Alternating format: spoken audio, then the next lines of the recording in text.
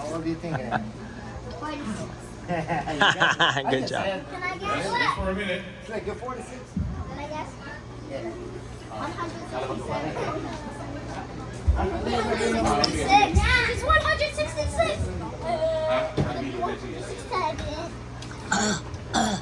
Don't do that, son. Don't do that. Everybody's here? Everybody's here, right? Ayos lang.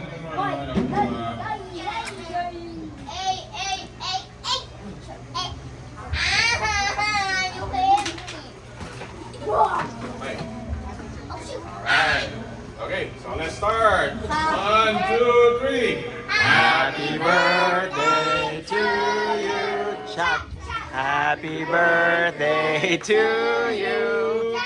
Happy birthday, dear Reggie. Happy birthday to you. Woo! Wow.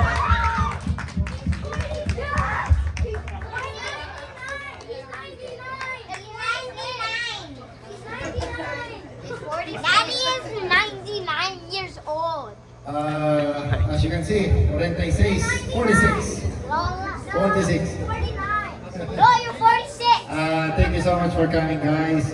We decided to make it just a small group, as you can see. Who's the first timer here? Who's first timer? 1, 2, first timer? No, this is our first time. First timer? Oh, okay, just two. Welcome.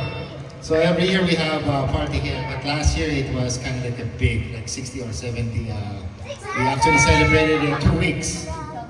1 week and then next week, a different group of people.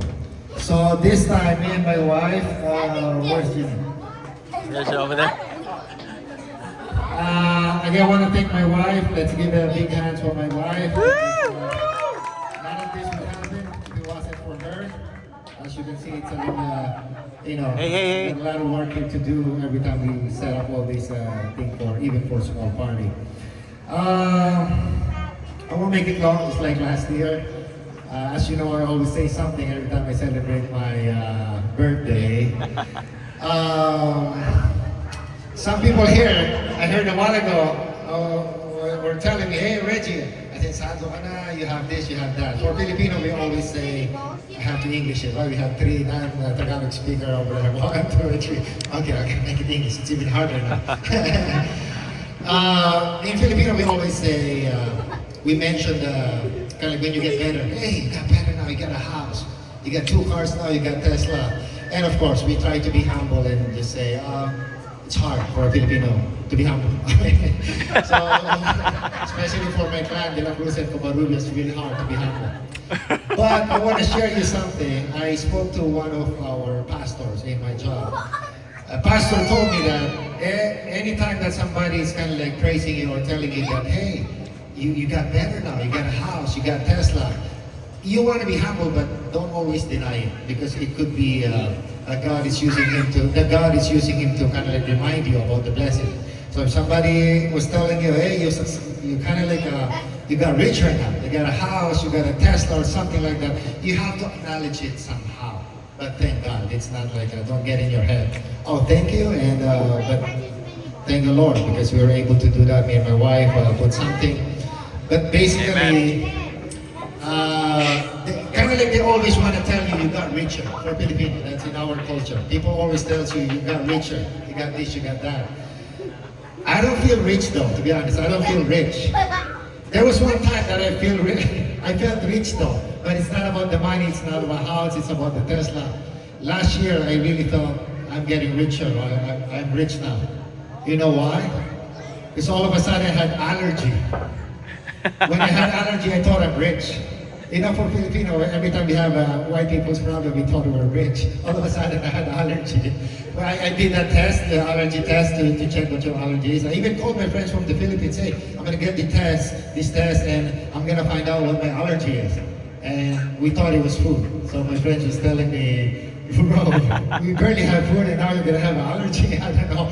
So I'm allergic to those trees. Not any food, though, trees. Trees that I can't even spell. Sycamore, eucalyptus. I don't know. But there's one tree that I can easily spell. I'm allergic to oak tree as well. So that's the big change in my life. I had allergy all of a sudden. And I want to share you guys that 2026, thank God, me and my wife, we have plans as well because we consider life is treasure. Life is beautiful, but life is short. So we want to celebrate it. We want to make plans to travel and everything. But 2026 has been tough. I've been sharing to some of the guys a while ago that hospice, my business that I'm with, is kind of like dying because there's a lot of fraudulent activity from some other companies, and the real people in hospice who are doing the real hospice with real patients are getting affected. So it's really hard. So my coworkers are getting depressed because they're losing their job. They're now applying for unemployment benefit. So every day is kind of like depressing. The news are negative.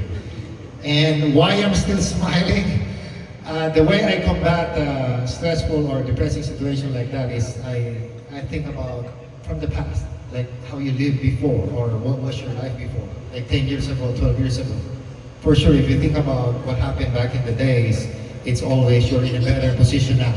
All right? Amen. Amen? Amen. Whatever happens right now to 2026 is tough, but for sure we were in a better place than 10 years ago, than 15 years ago. A decade ago, we're living in an apartment that every night there's a chopper circling around us. Oh, who are they going to arrest? Which of my neighbors are they going to arrest? Something like that. So I always think about those time. But not so dramatic that I'm going to think about the life in the Philippines. That's so cool, right? If I think about that. I'm just thinking about a couple of years ago or maybe 8 years ago, and then all of a sudden I will kind of like appreciate how beautiful the life is right now. For example, if I'm getting depressed, whatever I couldn't accomplish now, I'm just gonna think back in the days, well, every one of us, we had the super kind of like almost rock bottom that we always think, then you would feel like you're still blessed. Whatever happened right now, whatever's happening right now, you're still blessed. Amen? Amen. You're still blessed. So me, maybe you want to do this. Me, I always think that every time I'm so depressed, I always think that there was a time I've been flying Spirit Airline. That's my thing. Every time I'm sad, because back in the days I used to visit my family in Houston. I used to fly Spirit Airlines. That airline is it's so crazy. I believe they're about to close now. All right, so that's my technique every time I'm sad. I always think about the airlines that I used to fly before. I think did you have you tried Spirit Airline? Have you tried Spirit Airlines? It's worse. It's the worst airline. Your ticket is 37. I mean, mine is 32 because I booked 6 months in advance, so something like that. And there's a quick story that there was a time I was sitting here with Indian and Caucasian, but there's one person who passed us. You know the arrangement of the plane, right? You walk first and you see this business class, and you get jealous and you get envy because you see the business class people before you reach your very tight row, right? But in Spirit Airlines, I never feel that. I never feel that way. Even I walk at business class or whatever, even that's business class, it's still Spirit Airlines. If I go there, you go down too. When this plane is locked up, your plane because it's Spirit Airlines, even it's business class. So one time, I think a couple of years, many years ago, I think 8 years ago, I used to fly Spirit Airlines, and there's one guy. I'm in the window, Indian, Caucasian lady. But there's a guy wearing hijab. Past us, hijab, wearing hijab. Of course, my two seatmates got very uncomfortable. They thought that guy might be a terrorist or something. Could be some bomb here, Allahu or whatever it is. I can feel they're comfortable. But I was just laughing. I was just laughing because there's pros and cons in every situation. Why I was just laughing? Because I know no terrorist will target the Spirit Airline. That's not happens. No terrorist. I was just laughing right there. And they're like, they noticed me. Why are you laughing? That guy could be a terrorist. Come on, man. We're in Spirit Airline. No terrorist would raise a bomb in this plane. Your ticket is 57, yours is 47, mine is 32 because I bought it 6 months advance. No terrorist will target Spirit Airline. That's the advantage. Right? I mean, now, if a Russia targeted that plane, for sure the leader of the group would say, oh, freaking Vladimir wasted a good bomb with those broke ass motherfuckers. Opposite to Philippine Airlines. If you fly Philippine Airlines, it's different. Yeah. I mean, most of them are nurses, of course. I mean, and Spirit Airlines not safe as well. So you guys use Spirit Airline before? It's not safe, especially when you have Don't do medical it. condition. There's no nurses around. Nurses would use Delta or Southwest for sure. So I told my seatmates, they're not terrorists. That guy's not terrorist. No terrorist would waste a good bomb in this plane. Why? They might be, the lady said, they might be diplomat here or politician, diplomat. They're not gonna use Spirit Airline. They're gonna use Delta or Southwest, right? Not Spirit Airline. So again, that has been my motivation. Every time I'm down, I always think that it's okay. Back in the days, I used to fly with Spirit Airlines, not anymore. Amen? Amen. So again, thank you for coming. This will be very wise and hardworking guys because 2026 is tough. So in the future, no one of us will ever use a Spirit Airline again. All right, thank you so much. Thank you so much. Oh, by the way, look, another thing that somebody might say, I'm rich now. You know this cake? We call it a Tom Cruise cake. What do you call this cake again? I don't know what do you call it. The snow cake. But because I believe that. Coconut. Coconut snow cake. Where's the one? The coconut. Coconut snow day. I don't know. It's I don't know why they call it Tom Cruise. German chocolate. I'm not sure. So this is good. That's right. All right, the night is Sound young, good? and let's enjoy. We still have Good. hot dogs over here. What do you call that? We sing, and we still have the exotic food over there. Okay. Oh yeah. All right, thank you so much, guys, again for coming. Thank you so much.